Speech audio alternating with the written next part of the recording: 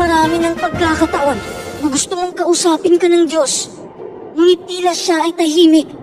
Nagagalit ka dahil iniisip mo na hindi siya nakikinig sa'yo. Wala siyang response sa'yo. Nagagalit ka na dahil hindi man lang siya nagbigay ng mga signs. Pero alam kong patuloy ka pa rin nananalangin na sana'y matupad ang mga pangarap mo sa buhay. Sana'y magiging malinaw ang pananaw mo. Sana'y tama ang tinatahak mong landas. Pero alam ko rin naghihintay ka pa rin ng mga sagot galing sa Kanya. Pero gusto ko lang malaman mo na ang Diyos ay hindi tumutugon sa paraang gusto mo, sa paraang inaasahan mo. Bilang tao lang naman tayo, madali nating maiisip na binaliwala tayo ng Diyos. O siguro'y kinakausap ka ng Diyos, may mga senyas siyang ibinigay sa'yo, pero ikaw lang ang bumaliwala nito. Ngayon ay pag-uusapan natin ang ilang mga senyas na ang Diyos ay talagang sumasagot sa panalangin mo. Pero una, dapat mong malaman na talagang nakikinig siya sa mga panalangin mo. Tandaan mo yan, okay? Palagi siyang nakikinig sa'yo. Basahin natin ang awit 66:17-19. Tumawag ako sa Kanya at pinuri ko siya ng mga labi ko. Kung may nakasasakit na bagay sa puso ko na hindi ko inaalis, hindi sana ako dininig ng Diyos. Pero dininig ako ng Diyos. Nakinig siya sa panalangin ko. Kita mo yan? Nakikinig siya sa mga panalangin natin. At pangalawa, may posibilidad na hindi Kanya pakikinggan kung ang mga panalangin mo ay tungkol sa pagkasakim. Nag-aangad ka na matalo ang isang tao o para sa iyong sarili lamang. Basahin natin ang Gawa 10:34-35. Nagsimulang magsalita si Pedro. Lubusan ko nang naiintindihan ngayon na hindi nagtatangi ang Diyos, kundi tinatanggap niya ang tao na natatakot sa Kanya at gumagawa ng tama saan mang bansa ito nagmula. Kita mo naman, di ba? Walang pinapaboran ng Diyos. Basta't may takot ka lang sa Kanya, lubos mo siyang ginagalang at natatakot kang hindi mo siya mapalugdan. Kung gumawa ka lang ng katwiran, kung gagawin mo lang ang sinasabi ng Diyos na tama, sa halip na sundin ang iyong sariling kalooban o ang kalooban ng iyong kapwa, siguradong pakikinggan ka niya.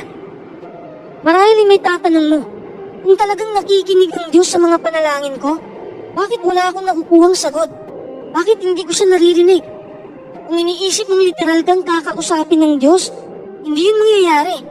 Kakausapin ka niya sa paraan niya, hindi sa paraan mo.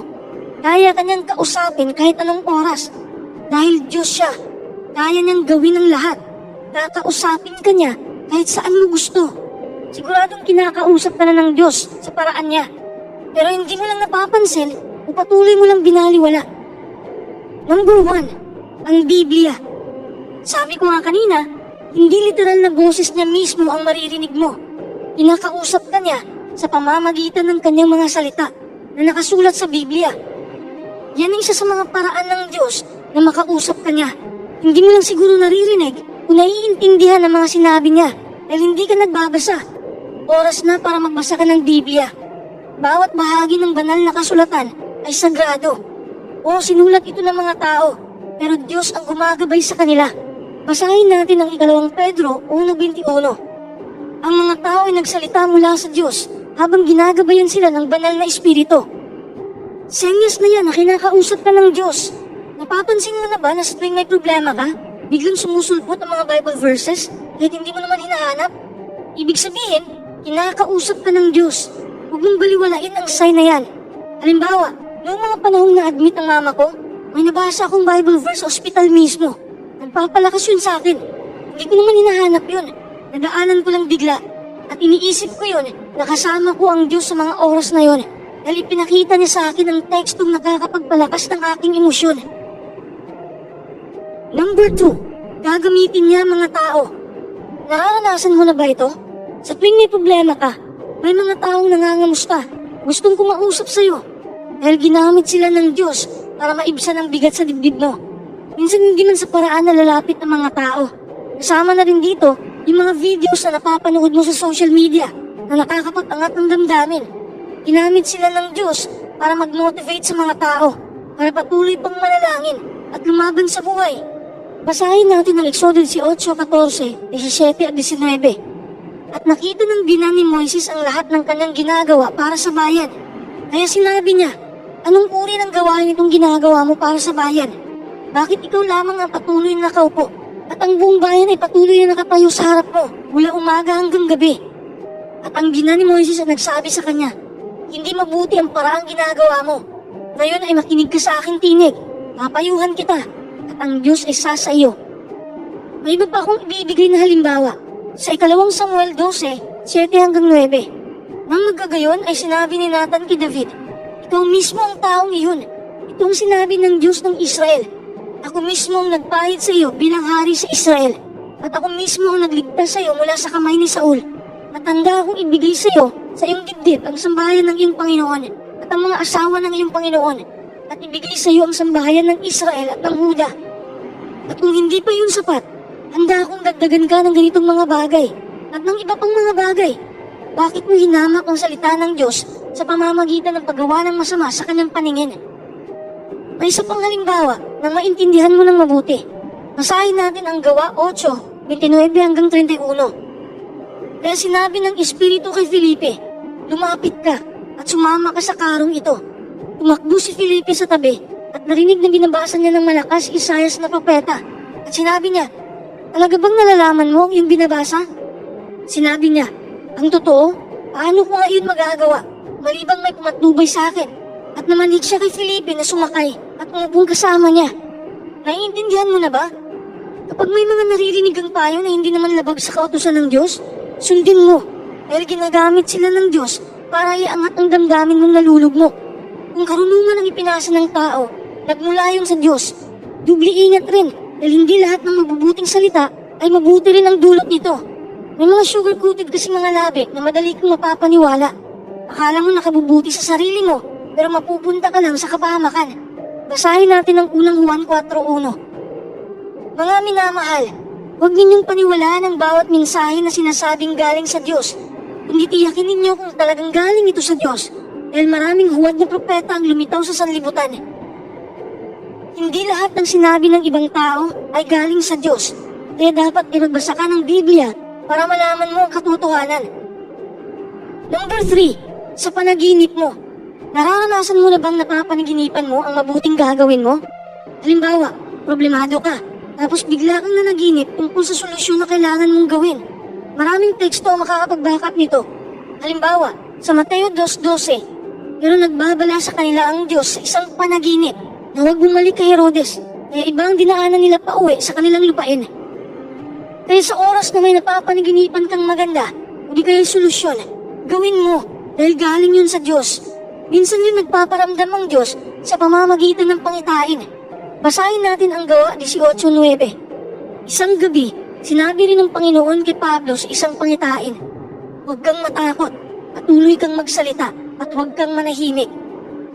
At syempre, ang buong aklat ng Apokalipsis ay isang pangitain ibinahagi ng Diyos sa buong mundo sa pamamagitan ni Apostol Juan. Alam mo naman siguro yun, di ba? Number 4, nararamdaman mo siya. Kahit hindi mo man siya naririnig, kahit wala ka pang nakikitang signs, pero kapag ramdam mo sa buong puso mo na gumagabay siya sa'yo, yun na yun. Ang banal na espiritu ang bumabalot sa'yo. Basahin natin ang Juan 14:26. Pero ang katulong, ang banal na espiritu, ipadadala ng aking Ama sa pangalan ko, ang magtuturo sa inyo ng lahat ng bagay at magpapaalaala ng lahat ng sinabi ko sa inyo. Dapat kang itinutulak ng Diyos sa tamang direksyon. Kung nakikinig ka lang sa Kanya at kung may tiwala ka lang sa Kanya, magbabago ang buhay mo. Ito ang paraan ng pakikipag-usap niya sa'yo. Pero paano mo naman malalaman kung ang nararamdaman mo ay nakahanay sa salita ng Diyos? Ito ba ay galing sa Diyos o galing lamang sa hangarin mo bilang tao? Siyempre magbasa ka ng Biblia upang malaman mo kung biblikal ba ang mga iniisip mo. Kung taliwas ito sa mga salita ng Diyos, hindi galing sa Diyos yun. Sariling pagnanasa mo lang yun. Number 5, tinanggal niya ang mga maling tao sa buhay mo. Ito ang isa sa mga signs na nakikipag-usap ang Diyos sa'yo. Gusto ng Diyos na tanggalin sa buhay mo ang mga taong umahadlang sa'yo na sabahin siya. Basahin natin ang awit 121:7. Babantayan ka ng Diyos sa lahat ng kapahamakan. Babantayan niya ang buhay mo. Gusto naman natin ng proteksyon, di ba? Hindi ka ba natutuwa na Diyos na mismo ang nagpuprotekta sa'yo? Ang pinakamakapangyarihan sa lahat? Alam ng Diyos na mabuti kang tao, kaya ayaw niya mapunta ka sa mga maling tao. Gusto ng Diyos na isama ka sa mga taong marunong magpahalaga sa pagkatao mo. Kaya pag hiniwalayan ka ng taong mahal mo, siguradong masasaktan ka. Pero malay mo, yun pala ang paraan ng Diyos para ipakita sa'yo o sabihin sa'yo na may mabuting tao pang nakalaan para sa'yo. Hindi natutulog ang Diyos. Hindi kanya binaliwala. Alam niya 100% kung anong nangyari sa buhay mo. Hindi man natin madaling maintindihan ang ginawa ng Diyos sa atin, pero patuloy tayong maniwala sa Kanya at manalangin upang maghilom ang sugat sa puso natin. Nasasaktan man tayo, at least malaya na tayo sa mga taong mapanakit lang ang alam. Number 6, intended ang isang bagay sa'yo. Napapansin mo ba, kapag may nakita kang video o nabasa kang artikulo, parang iniisip mo na intended ito para sa'yo? Napapansin mo ba yun? Kung oo, yun na ang paraan ng pakikipag-usap ng Diyos sa'yo. Gusto ng Diyos na matauhan ka. Siguro nasa mali ka ng landas. Siguro napunta ka na sa maling tao. Kaya napaka-importanting palagi mong buksan ang iyong mga mata at tenga. Dahil yan ang tanging paraan para makita mo ang tunay na sitwasyon at marinig mo ang gustong sabihin ng Diyos. Kasi ako, madali kong malaman na may gustong iparating ang Diyos sa akin. Kung hindi ako komportable sa isang bagay, parang naiisip ko na hindi ito para sa akin. Malalaman ko rin kung yung tao ba ay may masamang intensyon o wala. Madali ko rin malaman kung may problema bang isang tao. Kasi palagi kong kinakausap ang Diyos sa panalangin. Binigyan niya ako ng kakayahan at karunungan para ituwid ang sarili ko at tulungan ng ibang tao. Hindi naman ako perpekto at ipinapanalangin ko rin palagi sa Diyos na sana'y patawarin niya ang aking mga pagkakamali. Kaya wag na wag mong baliwalain kung may nakikita kang kakaiba o nababasa dahil yun ang sign na ibinigay ng Diyos sa'yo. Sabi pa nga sa Job 33:14, ang totoo, nagsasalita ang Diyos at inuulit pa niya ito pero walang nagbibigay pansin. Kita mo yan? Palaging nagsasalita ang Diyos. Tao lang ang ayaw magbigay pansin. 6 signs lang ibinigay ko sa'yo pero hindi ito limited dito. May iba pang signs na hindi ko binanggit. Yan lang muna para mas madali mong maunawaan. Ngayong alam mo na kung ano ang mga signs, paano mo naman papaniwalaan o pakikinggan ng Diyos? Tanungin nga kita, talaga bang ikaw ay nakikinig sa Diyos? Parang hindi, di ba? Paano ko nasabi? Dahil madalas mo pang sinasabi ang iyong problema, isa sa manalangin ka. Anong maririnig ang Diyos kung ang buong atensyon mo ay nasa mga problema mo? Yan ang problema ng karamihan. Subukan mo naman itiko mo yung bibig at makinig ka lang muna. Talaga bang nakahanay ang iyong hangarin sa hangarin ng Diyos? O baka pansarili mo lang yung pagnanasa?